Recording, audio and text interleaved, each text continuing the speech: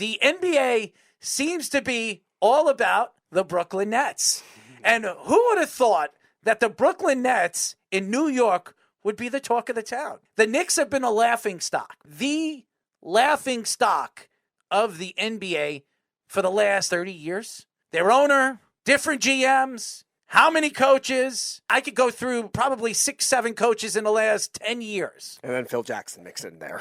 This organization has been a poorly dysfunctional organization in the New York Knicks. But ever since Billy King from the Brooklyn Nets was fired, everybody thought bringing in Sean Marks, it made a lot of sense. Coming from the San Antonio Spurs with all the championships that they won with Tim Duncan, Manu Ginobili, Parker, Kawhi Leonard, all the players that they drafted over the years. That was the right way of going, bringing in a guy that understands how to build a basketball team. Then Sean Marks stamped his name, drafting in his first drafts Karis LeVert, where everybody thought, who the hell is this guy? Karis LeVert was a quality player, a kid that played for Michigan, played in that Final Four, and he looked like a player. Then they had this kid, Allen, the rebounder, fantastic defensive player, great paint player, who, by the way, Sean Marks loved. And then he found Spencer Dinwiddie, where he was been a journeyman ever since he's come into the league. Still a very young player and has gone to 2 different teams ever since the Nets parted ways with him. And then they decided, for some reason, to fire Kenny Atkinson, who I believe understands how to build young talent to play for him. And you decide after that whole situation, it's a trade off the pieces. We're going to bring in Kyrie Irving. We're going to bring in Kevin Durant. 2 superstar players that have won in respectable places. Kyrie winning with the Cavaliers, KD winning with the Golden State Warriors. They both wanted to combine and build a super team here in Brooklyn and finally bring a championship home to a New York team. Now, not the Knicks, but the Brooklyn Nets. Everybody trying to figure out what this team identity has been over the last 2 or 3 years since they've been there. And then they decide to trade away Karis LeVert, Allen, Dinwiddie, all gone. All the guys that he brought in to build this team, just like the San Antonio Spurs. You draft and you bring in good free agents and build them up. He decides to part ways with that.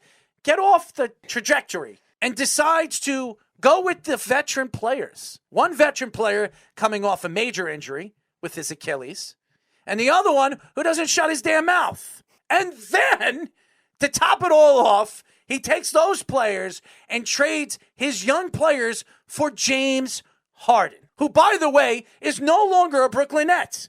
He's no longer a 76er either. But they trade James Harden after trading away future consideration first-round draft picks, a.k.a. Billy King. They trade James Harden to the 76ers for Ben Simmons. The same Ben Simmons that decided not to play in the playoffs, which knocked the Brooklyn Nets out of the first round. So now the offseason comes. Kyrie could opt into his contract, or he wants a mega max contract worth about $240 million, which would make him the highest paid player in NBA history. And the Brooklyn Nets didn't want to give it to him. You know what they do is they tell Kyrie, go out, go find another team that will trade with us, and we'll trade you. Obviously, nobody wants Kyrie Irving because they don't want to take his craziness on and off the court. So you know what happens? Kyrie opts into his $36.5 million contract this year. And what does that stir up? It stirs up KD, Kevin Durant, who is pissed off that Kyrie didn't get his mega max contract, and he goes to the Brooklyn Nets and says, you know what? I want to be traded. I either want to go to Miami or I want to go to Phoenix. And now it opens up the floodgates to this Brooklyn Nets team, this organization that once actually knew what they were doing. And what does that tell us about this organization? Sean Marks will probably be looking for a new job next year. Steve Nash will be looking for a new job next year. Kenny Atkinson will have a new job next year. And KD and Kyrie will be playing elsewhere, just like James Harden. It seemed for a while that the 2011 Steve Nash, ironically, Kobe, Dwight Howard Lakers were going to be the worst Big Three ever. This Big Three debacle of the Brooklyn Nets multiplied that times 10. All the drama, all the unknowns. James Harden not showing up in the playoffs. Ben Simmons then when in the swap Not for showing James, up in the playoffs. Not even playing in the playoffs. Kyrie Irving barely showing up for any home games. Meanwhile, he's on Twitter tweeting all the weirdest things ever. And Kevin Durant, he had to miss the first season with the injury, obviously. Played very well in his second season, played well towards the next season, and now he wants out, too. And look at the two teams he's seeking out. The two teams that were the number one seeds in their respective conferences. Oh, talk about a guy that just trying to find winners. Leaves OKC for Golden State after a 73-9 season.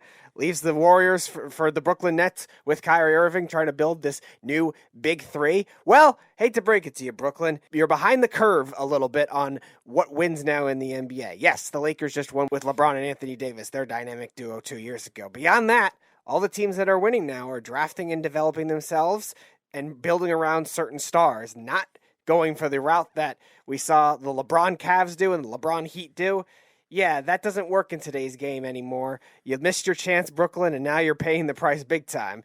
And you just traded away your other first-round pick in 2023. That could have been a lottery pick if you ended up trading all these guys away where you could have rebuilt. Nope, you still traded them away, too. So you have 2 pick swaps worth of first-round picks up until 2029. Those are your only first-round picks, and now you have these guys wanting out. You better hope that they're able to get these good trades from these teams, the Suns, the Heat, and wherever Kyrie wants to go, which if he wants to go to the Lakers, they don't have a lot to offer, too, when it comes to young pieces and draft picks. So good luck trying to get any of that to work. And according to the guest we had on the Sports Lab Mouse on Thursday, Austin Krell, it might be harder than even expected to trade Kevin Durant because the players that Miami could offer in Tyler Hero and Bam Adebayo, they might not be eligible to be traded. DeAndre Ayton, not eligible to be traded because he's right off his rookie deal. So that's going to make it harder to get what they want. So you have to get maybe a third team involved or maybe make Kevin Durant not happy and get less back. So have fun, Brooklyn. Have fun with your dysfunction.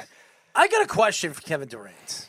I really do, because this is a question for him and his family. Why did you decide to go to Brooklyn when you had a chance to stay in Golden State, take your extension, and win more championships with Steph Curry and the bunch of idiots over there? What was the reason why you went over there to Brooklyn? Why? Because you wanted to win a championship yourself?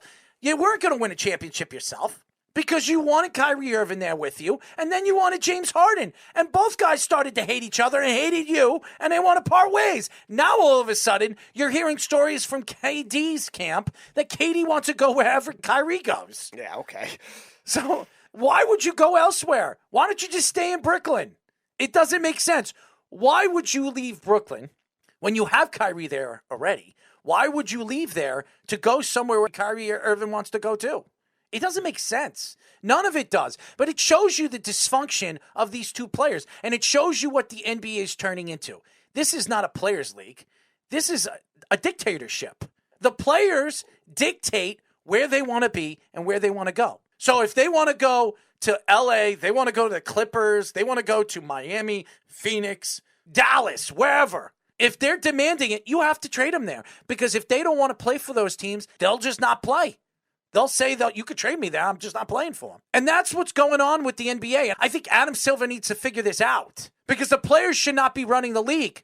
The commissioner should be running the league with the owners. And the owners should be demanding with the GMs and with the coaching what these players should or should not do. It's a disgrace. This is the way the NBA as a whole is going. Everybody keeps blaming LeBron James. The big three thing, I would say LeBron started this whole thing as far as bunching top players together to try to win championships. Absolutely, that's LeBron's fault. But the players running the league, this has been going on even before LeBron. Shaquille O'Neal, do you remember that with Orlando Magic? He wanted out of Orlando. He wanted to go play with the LA Lakers. Kevin Garnett and Paul Pierce obviously wanted to band together. They're good friends, and Mikal and Ainge are very good friends. So what did they do? They traded Kevin Garnett to the Boston Celtics to help Boston win their first title in how long? We've seen this before. This has been going on for a while. It's just getting worse now. And I don't care what Chris Paul says as he runs the players union, and Chris Paul says we have the right. Yeah, you have the right to make millions and millions of dollars. and tell the ownership or the GMs that if you don't get traded or you don't go and play with the team that you want to play for, you won't play. Zach LaVine just got a $215 million contract from Chicago. These guys are making $200 million. Nikola Jokic just got 5 years, $270. That's guaranteed money, guys. Guaranteed. This is not football. That's guaranteed. That means if they retire tomorrow, that money is guaranteed to them. It's ridiculous. And they're running the league. They're telling the league, well, we're doing this and we're doing that. And I'm Kevin Durant and I'm Kyrie Irving and I think the earth is flat. It's ridiculous.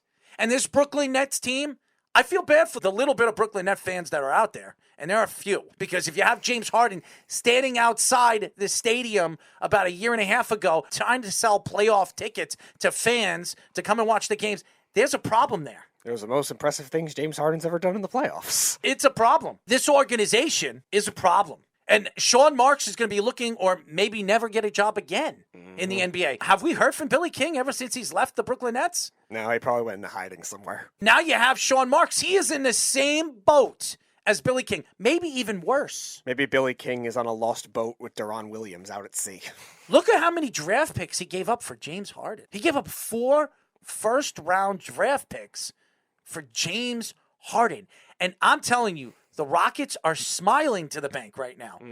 Because now KD wants out, Kyrie wants out, James Harden's gone, and they're going to be a crappy team again. And they're going to be a lottery team. And you know what that means? Houston's going to be bagging on their riches, just like Boston did with Billy King. Literally, the Nets' only first-round picks for the remainder of this decade are pick swaps with the Houston Rockets. It's because horrible. They just traded their 2023 one, too. And by the way, they have no future players on that team. Nope. There's nobody. And don't tell me Nick Claxton, okay? Nope. I don't want to hear it. Traditional center. They're not going to work in today's NBA. There is not one young player. Like, the Knicks have R.J. Barrett. They've got young players. Obi Toppin could be a player. Quickly, Grimes. These guys could turn out to be great players for the Knicks. And they're not going to trade them off. And by the way, the Knicks have 11 first-round draft picks in the next 7 years. They have 9 second-round draft picks in the next 7 years. The Knicks have future consideration picks they can move to get players to come and play in New York. The Brooklyn Nets have nothing. They've got nothing.